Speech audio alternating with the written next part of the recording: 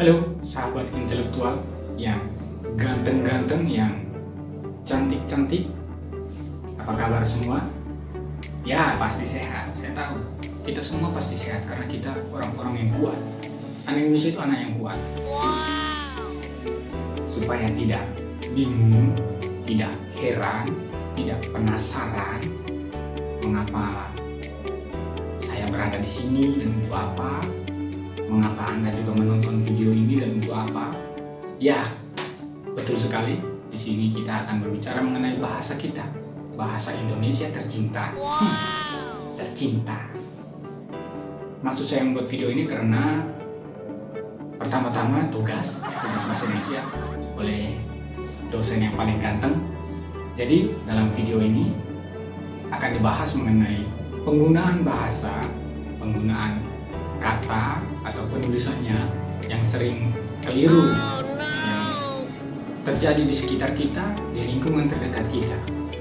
Ya kadang-kadang kekeliruan itu membuat kita merasa prihatin.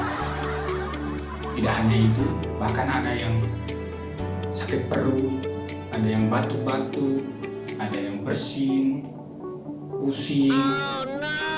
Itu karena tingkah laku kita yang kurang memperhatikan bahasa kita sendiri.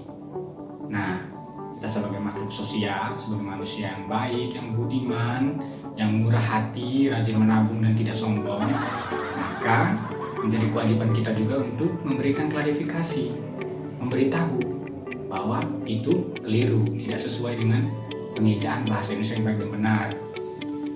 Nah, inilah langkah kecil, langkah sederhana yang perlu kita lakukan supaya bahasa Indonesia kita tercinta itu menjadi bahasa yang benar-benar bahasa yang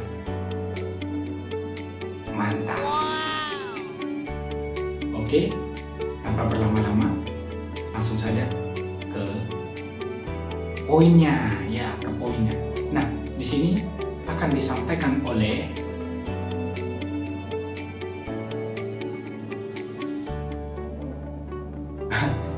oleh saya sendiri mengenai penggunaan penulisan ejaan yang kurang pas, yang kurang tepat atau keliru. Sederhana saja, seperti nama hari.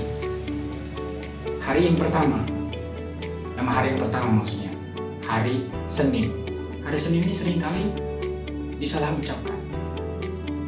Apa maksudnya disalah ucapkan? Ya, hari Senin ini sudah jelas Senin, tapi diucapkannya Senen. Nah, untuk orang-orang yang seperti saya kurang paham maksudnya apa dengan Senen. Saya mengertinya itu nama orang, ya, nama orang. Banyak sekali nama orang Senen. Ada Pak Senen, ada Mas Senen, ada Om Senen. Itu kan nama orang, lebih cocoknya itu nama orang, bukan nama hari. Jadi ya itulah kekeliruan yang pastinya kita anggap sepele, padahal itu merusak citra bahasa Indonesia kita. Saya hari Senin, ada juga yang sering keliru, yaitu hari Rabu. Sering diucapkan dengan Rebo.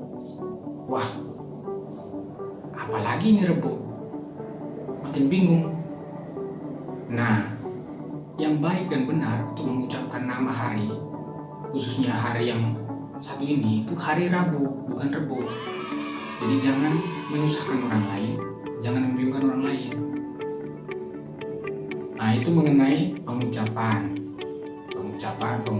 dalam bahasa kita sehari-hari, dalam dialog kita, interaksi kita yang sering keliru. Ada lagi yang sering keliru dalam penulisannya. Contoh, kacamata. Ya, kacamata seperti ini. Nah, ini kacamata. Nah, kacamata. Seringkali kacamata dituliskan seperti ini. Salah. Itu keliru. Kacamata itu penulisan yang benar adalah seperti ini. Nah, itu baru benar. Selain kacamata, ada lagi olahraga. Nah, olahraga itu juga mendapatkan kekeliruan dalam penulisannya. Sama seperti kacamata, ditulis seperti ini. Padahal yang benar itu penulisannya seperti ini. Nah, ini yang benar. Lalu ada lagi penulisan modern. Nah, modern ini cukup sering ditemukan penulisan yang keliru oleh teman-teman kita, oleh saudara-saudara kita. Seringkali dituliskan modern itu seperti ini. Padahal sebetulnya penulisan modern yang baik dan benar itu adalah seperti ini. Nah, itu. Lalu kita masuk ke bidang industri, bidang perusahaan. Ada posisi tertinggi yang disebut manajer. Nah, manajer ini juga seringkali keliru dalam penulisannya. Biasanya ditulis seperti ini. Nah, ini salah, ini keliru. Harusnya manajer itu yang seperti ini. Ini baru benar penulisan manajer. Lalu penulisan yang berikutnya yaitu izin. Sepele sebenarnya, tapi ternyata banyak juga keliruan dalam penulisan. Seringkali ditulis seperti ini. Laki-laki salah, karena penulisan yang benar itu adalah penulisan yang seperti ini. Nah, lalu penulisan yang berikutnya, analisis. Analisis ini kadang-kadang bisa salah dalam penulisan, bisa salah juga dalam pengucapan.